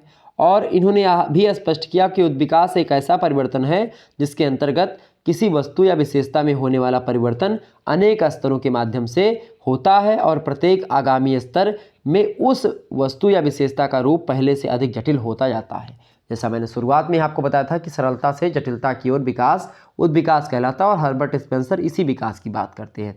मैकाइबर और पेज उद्विकास को स्पष्ट करते हुए कहते हैं कि जब परिवर्तन में केवल निरंतरता ही नहीं होती बल्कि परिवर्तन की एक दिशा भी होती है, तब ऐसे परिवर्तन से हमारा तात्पर्य उद्विकास से होता है। ठीक है, मैकाइबर ने यह भी स्पष्ट किया कि उद्विकास एक ऐसा परिवर्तन है जो किसी वस्तु के अंदर विद्यमान कुछ आंतरिक शक्तियों के प्रभाव से उत्पन्न या उसमें परिवर्तन पैदा करता है। आगबर्ड और निमकाफ ने एक विशेष दिशा की ओर होने वाले क्रमिक परिवर्तन को उद्विकास नाम से संबोधित किया है। ठीक, तो कुल मिलाकर के उद्विकास एक विशेष दशा होती है, एक विकास दिशा मतलब एक विशेष दिशा की ओर होने वाला परिवर्तन होता है, क्रमिक परिवर्तन होता है उद्विकास, जो कुछ आंतरिक शक्तियों के फलस्वरूप उत्पन्न होता है और इसकी प्रवृत्ति सरलता से जटिलता की ओर होती है। यही होता है उद्विकास, यही होता है सामाजिक डार्विनवाद। ठीक है, आगे बढ़ते हैं। अगला प्रश्न आपकी स्क्रीन पर आ चुका, तीसरा नंबर प्रश्न देखिए, ज्ञानोदय दर्शन या प्रबोधन की उपलब्धियां बताइए। ज्ञानोदय या एक प्रकार से प्रबोधन क्या होता है? ज्ञान उदय का मतलब होता है ज्ञान का उदय होना। ठीक है, प्रबोधन मतलब एक प्रकार से बोधन माने होता है ज्ञान, प्रबोधन एक प्रकार से आगे लग गया तो एक प्रकार से सामाजिक परिवर्तन का प्रतीक भी है, ये मानवता और उदारवाद का पोषण भी है। तो ये सारी उपलब्धियां रही ज्ञानोदय दर्शन की। ठीक है, वैज्ञानिक आविष्कार और विकास भी आप देखते प्रबोधन के अंतर्गत हुआ है। प्रबोधन या ज्ञानोदय दर्शन केवल बौद्धिक क्षेत्र में ही नहीं है बल्कि संपूर्ण जगत में सामाजिक परिवर्तन, परंपराओं तथा व्यक्तियों के आचरण व्यवहार में क्रांतिकारी परिवर्तन लाने वाले प्रतीक के रूप में प्रबोधन या ज्ञानोदय को हम जान सकते हैं। पहली बात, सामाजिक परिवर्तन का प्रतीक है प्रबोधन, पहली उपलब्धि। दूसरी उपलब्धि इसकी है मानवता एवं उदारवाद का पोषण है एक प्रकार से ज्ञानोदय दर्शन या प्रबोधन। प्रबोधन के फलस्वरूप क्या होता है कि तत्कालीन समाज में मानवतावादी एवं उदारवादी विचारधाराओं को बलवती होने के अवसर सुलभ हुआ है जब से ज्ञानोदय यानी प्रबोधन आया है, प्रबोधन की विचारधारा आई है। ठीक है, आप देखिएगा कि प्रबुद्धवादी विद्वान या विचारकों के कार्यों और प्रयत्नों से तत्कालीन समाज में प्रचलित धार्मिक सामाजिक दुष्प्रभाव है, दुष्प्रथाएं हैं, कर्मकांड है, रूढ़ियाँ हैं, अंधविश्वास हैं, वो जन साधारण से मुक्त हो पाई। तो ज्ञानोदय या प्रबोधन का मतलब यही होता है कि समाज में मानवतावादी उदारवादी दर्शन एक प्रकार से आगे बढ़े और जो रूढ़ियाँ हैं, कर्मकांड है, दुष्प्रथाएं हैं, अंधविश्वास है, वो खत्म हो। ठीक है, तो ये ज्ञानोदय है, यही प्रबोधन है। तीसरा प्रबोधन की उपलब्धि आया है कि वैज्ञानिक आविष्कार और विकास भी इसके परिणाम स्वरूप हुआ। प्रबोधनवादी दृष्टिकोण ने समाज में वैज्ञानिक उन्नति का पथ प्रदर्शन किया। नए नए आविष्कारों के माध्यम से चिकित्सा मतलब उनके माध्यम से भौतिक समृद्धि हुई, सुख सुविधाएं प्राप्त हुई, कृषि, उद्योग, चिकित्सा, शिक्षा, परिवहन, संचार, भौतिकी, रसायन, जीव विज्ञान, सूचना प्रौद्योगिकी, तमाम प्रकार के क्षेत्रों में विभिन्न परिवर्तन हुआ, सुधार हुआ। ठीक है, विकास हुआ उनका। तो ये एक प्रकार से इसकी उपलब्धि रही। चौथी उपलब्धि ये लिख सकते हो आप, धर्म और नैतिकता में पृथकता एक प्रकार से हुई। प्रबोधन के प्रभाव के कारण से ही समाज में धर्म और नैतिकता को अलग अलग रूप में स्वीकार किया जाने लगा, नहीं पहले धर्म और नैतिकता को एक ही समझाता था। प्रबुद्धवादी विचारकों ने स्पष्ट किया कि नैतिक नियमों का पालन करने से ही व्यक्ति और समाज की यथोचित उन्नति और प्रगति संभव है। इसका परिणाम ये रहा कि व्यक्ति पर धर्म और अध्यात्म का उतना प्रभाव नहीं रहा, उनके स्थान पर नैतिकता का प्रभाव होने लगा। ठीक है, तो एक प्रकार से ये ज्ञानोदय दर्शन की उपलब्धियां रही हैं। आगे बढ़ते हैं, अगला क्वेश्चन आपकी स्क्रीन पर आ चुका है, एक बार फटाफट से वीडियो को लाइक और शेयर कर दीजिएगा ताकि टाइम टू टाइम आपको नोटिफिकेशन मिलता रहे। प्रश्न है, दुर्खीम के अनुसार आत्महत्या के कारण बताइए। दुर्खीम की आत्महत्या के कई सारे कारण हैं। पहला कारण है आपका मानसिक अस्वस्थता के कारण से लोग आत्महत्या करते हैं। पहला कारण, मानसिक तरीके से अगर व्यक्ति अस्वस्थ है तो वो व्यक्ति आत्महत्या करता है, पहला कारण। दूसरा कारण होता है स्नायु रोग का दोषी अगर है व्यक्ति तो भी आत्महत्या करता है। तीसरी बात है मद्यपान अगर करता है, गांजा पीता है, बीड़ी पीता है, मतलब मद्यपान मतलब मदिरा का सेवन करना, बड़े बड़े नशेड़ी व्यक्ति जो होते हैं, तो अगर आप खूब नशेड़ी हो तो आप आत्महत्या कर लोगे, आपको कोई मतलब नहीं रहता है, ठीक है। चौथी बात है कि पत्रिकता तथा वंशानुगत दोष होता है तो भी लोग आत्महत्या करने के लिए तत्पर होते हैं। पांचवी बात है वर्तमान परिस्थितियों की प्रतिकूलता, अगर परिस्थितियां व्यक्ति के अनुकूल नहीं है, प्रतिकूल हैं, ठीक है, तो व्यक्ति आत्महत्या करने के लिए उद्यत होता है। छठा कारण ये है कि भाई गरीबी और बेरोजगारी में भी लोग आत्महत्याएं करते हैं। आकस्मिक संकट कोई उत्पन्न हो गया अचानक से तो उससे लोग आत्महत्या कर लेते, संकट का समाधान नहीं कर पाते, उससे उसका कारण से क्या होते हैं, लोग मर जाते हैं, फांसी लगा लेते हैं, ठीक है। आठवां कारण है कि बार बार अगर किसी चीज़ में आपको असफलता मिलेगी, आप लगातार एक ही काम करो और बार बार आप असफल हो जाओगे तो भी एक प्रकार से आप आत्महत्या करने के लिए उद्यत हो जाते हैं, करना नहीं चाहिए आत्महत्या। नवी बात है अतृप्त और दुखमय जीवन अगर होगा तो एक प्रकार से यानी कि आपकी जो नीड्स होगी, आवश्यकताएं होगी, अगर उसकी पूर्ति नहीं हो पा रही है तो उससे भी बहुत सारे लोग आत्महत्या करते हैं।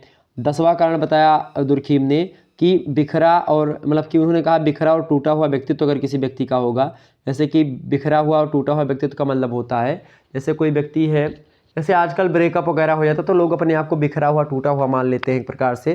तो एक प्रकार से शीशे का था दिल मेरा, पत्थर का जमाना था, दिल टूट गया। तो एक प्रकार से पत्थर का जमाना था तो शीशे का दिल क्यों बनवाया आपने, आपको ही पत्थर का दिल रखना चाहिए। तो जैसा देश वैसा भेद, टिट फॉर टैट होना चाहिए, तभी आप एक प्रकार से इस तरीके से चीज़ों से बच पाएंगे। तो कहीं ना कहीं पे ये शीशे का दिल कब तक रखोगे, चूँकि पत्थर भी लगेगा तो भी शीशे का दिल फूटेगा, कोई ईंट लगेगी तो भी फूट जाएगा, कोई हाथ से अगर तीव्र गति से मार दे तो भी टूट जाएगा। तो शीशे का दिल जो है एक प्रकार से अब थोड़ा सा उसमें मॉडिफाइड करना पड़ेगा, उसको थोड़ा पत्थर का बनाना पड़ेगा, ठीक है। तो अब ये चीज़ें कहना उतना आदत एक प्रकार से ये नहीं कि भाई शीशे का दिल था मेरा और टूट गया, ठीक, गाना है नहीं एक, तो यही सारी चीज़ें हैं। तो कहीं ना कहीं पे इससे भी लोग एक प्रकार से आत्महत्या कर लेते हैं। इसके अलावा अपने लोगों से परायेपन की जब अनुभूति होने लगती है, जब किसी से आप मान लेते हैं, कोई किसी व्यक्ति से, अपने माता पिता से या अपने भाई से या अपने पत्नी से या अपनी एक प्रकार से प्रेमिका से अगर आप प्रेम करते हैं, मान लेते हैं खूब प्रेम करते हैं और या उससे एक प्रकार से उसके प्रति समर्पित होते हैं कि भाई तो क्या होता है जब उससे आपको परायेपन की अनुभूति होने लगती है, जब वो आपको इग्नोर करता है या करती है तो क्या होता है, इससे भी आत्महत्या बहुत सारे लोग करते हैं। आप देखते रहो आए दिनों न्यूज़ में आप सुनते हैं, तो ये भी होता है। इसके अलावा और भी कारण बताया इन्होंने, दुर्खीम महोदय ने, ठीक है। इन्होंने कहा कि भाई समाज के द्वारा जब किसी व्यक्ति की उपेक्षा होती है तो भी लोग आत्महत्या कर लेते हैं। और उन्होंने अगली बात बताई, 13वां कारण बताया आत्महत्या का कि विघटित परिवार है, अगर आपका टूटा परिवार है, परिवार में एक प्रकार से अगर समन्वयता नहीं, तालमेल नहीं, तो भी लोग कर लेते हैं, ठीक है। और उन्होंने अगला कारण बताया, 14 नंबर कारण बताया नफरत, घृणा और तिरस्कार जब आपको मिलता है समाज के द्वारा तो भी आप आत्महत्या कर लेते हैं। तो एक प्रकार से ये आत्महत्या के कई सारे उदाहरण दिए उसने, दुर्खीम ने, मतलब कई सारे प्रकार बताया उन्होंने, मतलब प्रकार क्या, कारण बताया, तमाम प्रकार के कारणों के बारे में बताया जिसको मैंने आपको समझा दिया, ठीक है। आगे बढ़ते हैं, अगला क्वेश्चन, अगला प्रश्न आपका 4था नंबर प्रश्न देखिएगा, उद्विकास और प्रगति में क्या अंतर है बताइए।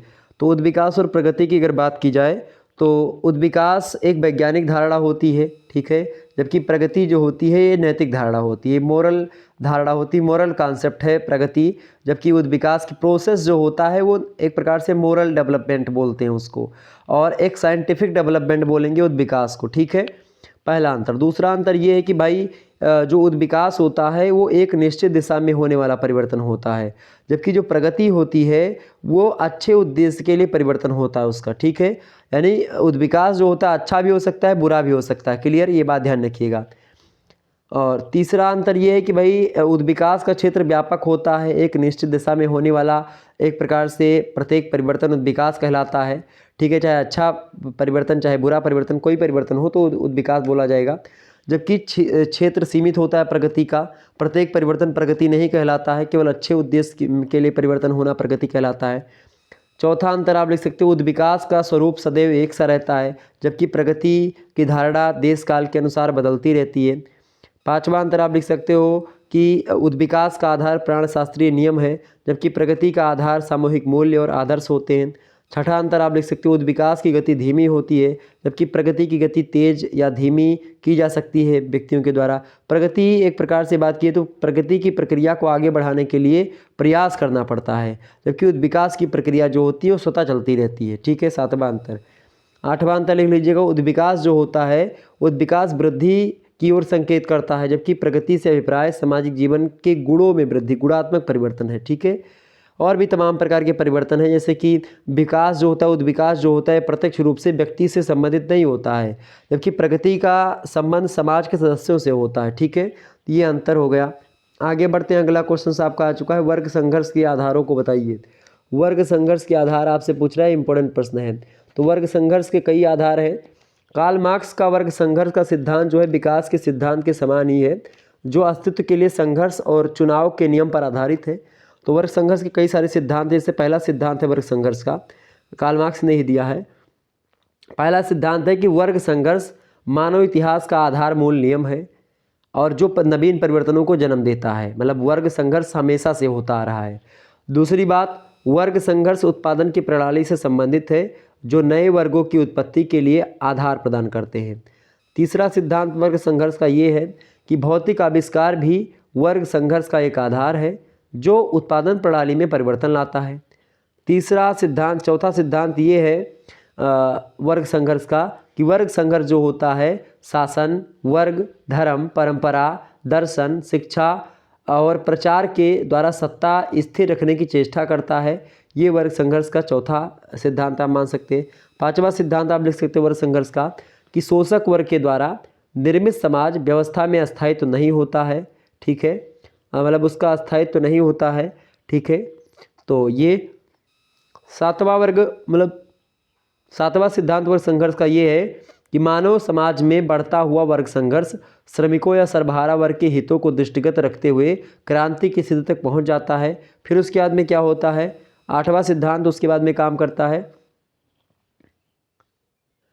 तो वर्ग संघर्ष की अंतिम किंतु महत्वपूर्ण मान्यता यह कि पूंजीवादी व्यवस्था का अनिवार्य रूप से पतन हो जाता है और समाजवादी व्यवस्था आ जाती है। ठीक है, तो यह पूंजीपति व्यवस्था क्रांति कार्ल मार्क्स कहते हैं, क्योंकि कार्ल मार्क्स पूंजीपति या मतलब पूंजीपतियों के, पूंजीवादियों के बहुत प्रबल विरोधी माने जाते हैं। और अकेला कार्ल मार्क्स आप देखते हैं पूरे संसार में समाजवाद की डंका बजा दिया। आधुनिक समाजवाद की व्याख्या करने के लिए एक प्रकार से कार्ल मार्क्स का नाम जाना था, बहुत एक प्रकार से जबरदस्त तरीके से सामने आया। ठीक है, कौन? Karl Marx. क्लियर? आगे बढ़िएगा। तो एक प्रकार से यह है वर्ग संघर्ष के प्रमुख आधार। अगला क्वेश्चन है आपका 5वां नंबर, वर्ण व्यवस्था के महत्व को बताइए। प्रश्न अच्छा है, वर्ण व्यवस्था का महत्व आपसे पूछा जा रहा है। तो वर्ण व्यवस्था का एक प्रकार से बिल्कुल अपना महत्व है, इसमें कोई दो राय नहीं है।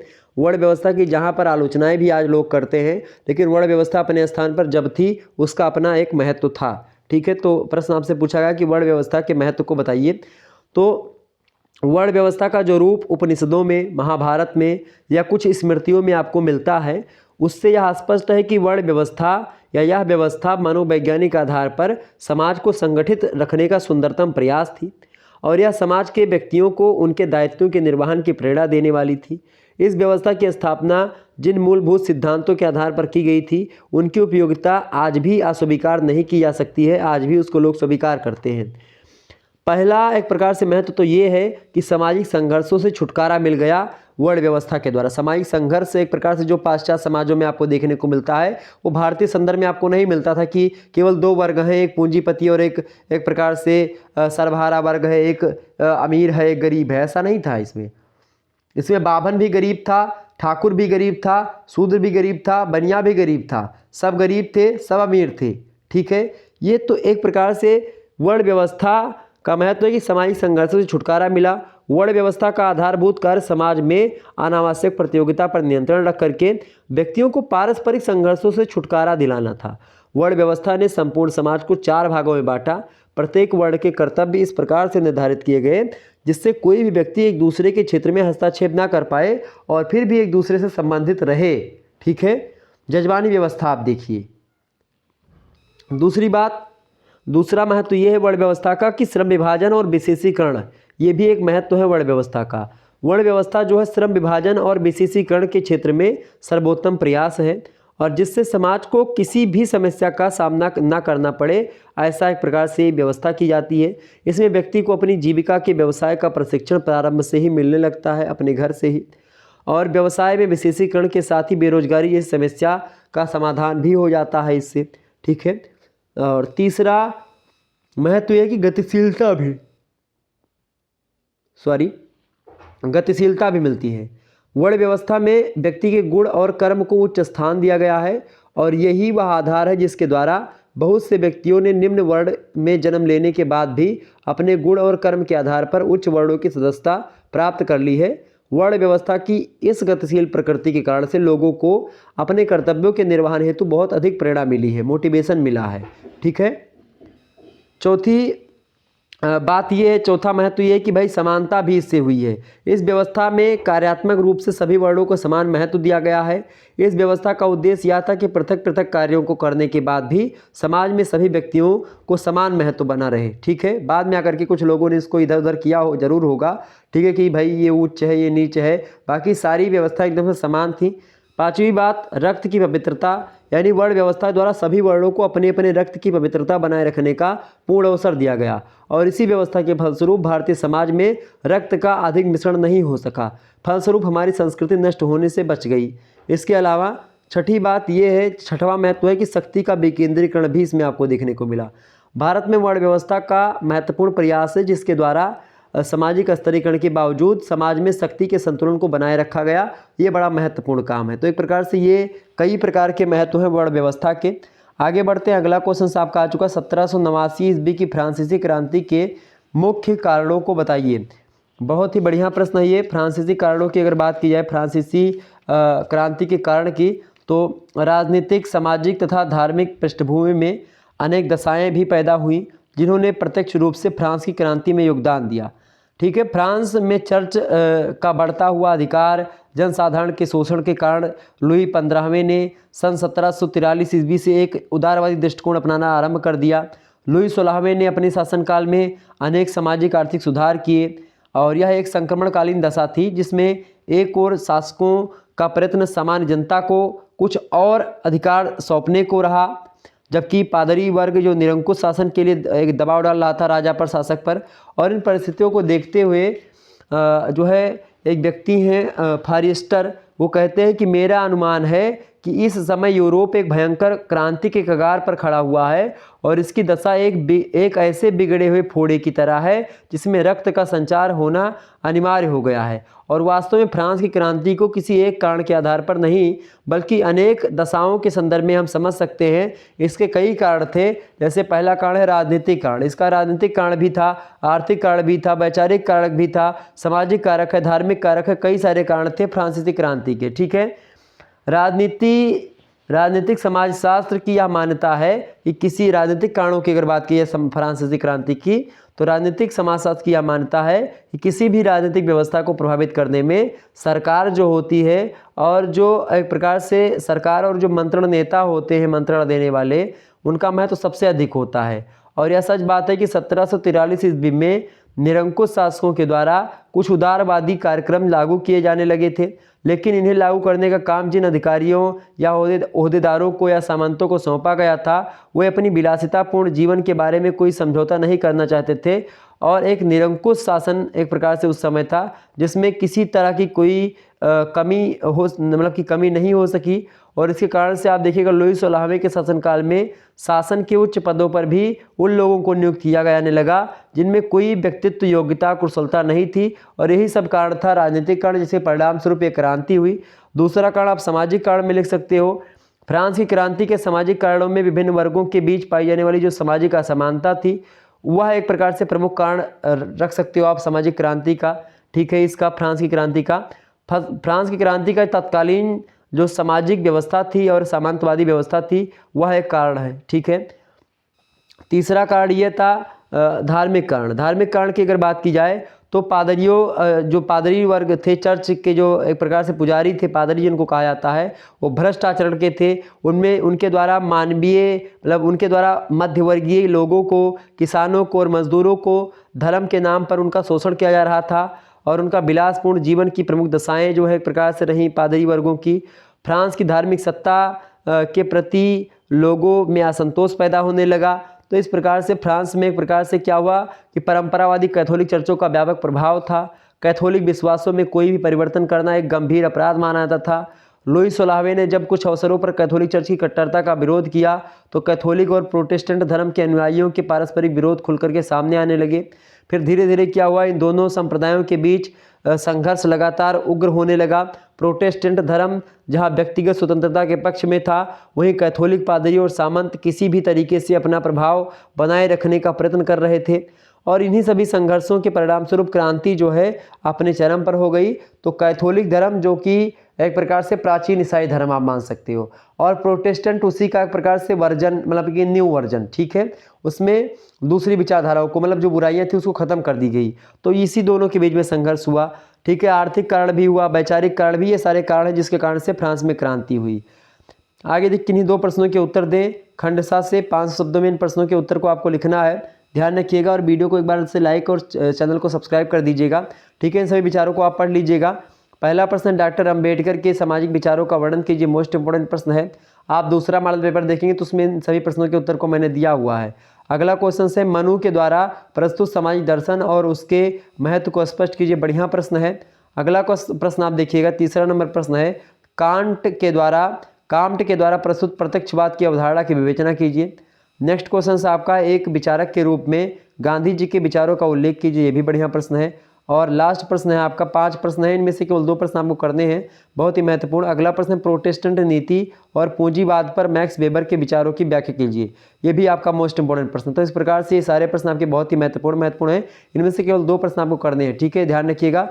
तो 2 प्रश्न आप छाट लीजिएगा जो भी आपको करना है। बाकी इन सभी प्रश्नों को अगर इन 5 प्रश्नों को तैयार कर लीजिएगा, एक भी प्रश्न आपका छूटने वाला नहीं है। तो अगर एक भी मॉडल पेपर आपने ढंग से देख लिया होगा, निश्चित तौर पर आप अच्छे तरीके से अपने परीक्षा में अंक लेकर के आएंगे और परीक्षा आपकी अच्छी होगी। बेस्ट ऑफ लक, धन्यवाद। मिलते हैं नेक्स्ट वीडियो में, तब तक के लिए जय हिंद जय भारत। आप सभी का बहुत बहुत धन्यवाद हमारे से जुड़ने के लिए। इसी प्रकार से अपना प्यार हमेशा बनाए रखिएगा। Good night, I love you, बहुत बहुत धन्यवाद। और आपको बता दूं, वीडियो को लाइक और चैनल को सब्सक्राइब जरूर कर दीजिएगा, ठीक है, धन्यवाद।